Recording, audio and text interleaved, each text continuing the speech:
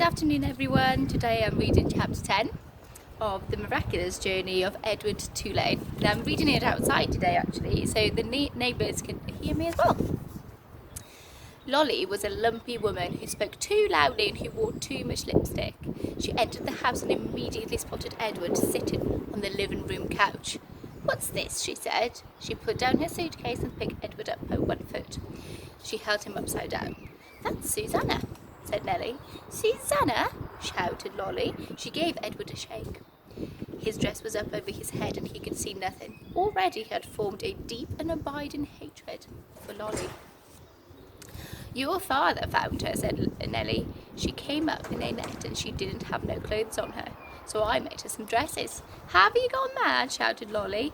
"Rabbits don't need clothes." "Well," said Nellie, her voice shook. This one seemed to. Lolly tossed Edward back on the couch. He landed face down with his arms over his head and his dress still over his face, and he stayed that way through dinner. "Why have you got out that old high chair?" shouted Lolly. "Oh, don't pay it no mind," said Nellie. "Your father was just gluing on a missing piece, weren't you, Lawrence?" "That's right," said Lawrence, without looking up from his plate. Of course, after dinner, Edward did not go outside and stand beneath the stars to have a smoke with Lawrence, and Nellie, for the first time since Edward had been with her, did not sing him a lullaby. In fact, Edward was ignored and forgotten about until the next morning, when Lolly picked him up again and pulled his dress down away from his face and stared him right in the eye.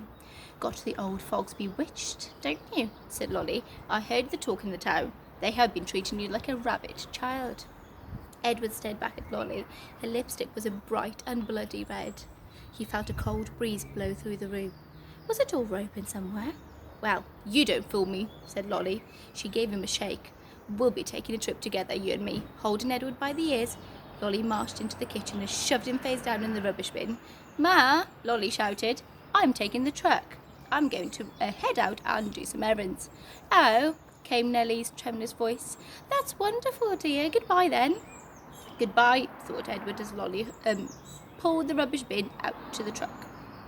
"Goodbye," Nellie called again, louder this time. Edward felt a sharp pain somewhere deep inside his china heart. For the first time, his heart called out to him. It said two words: Nellie and Lawrence.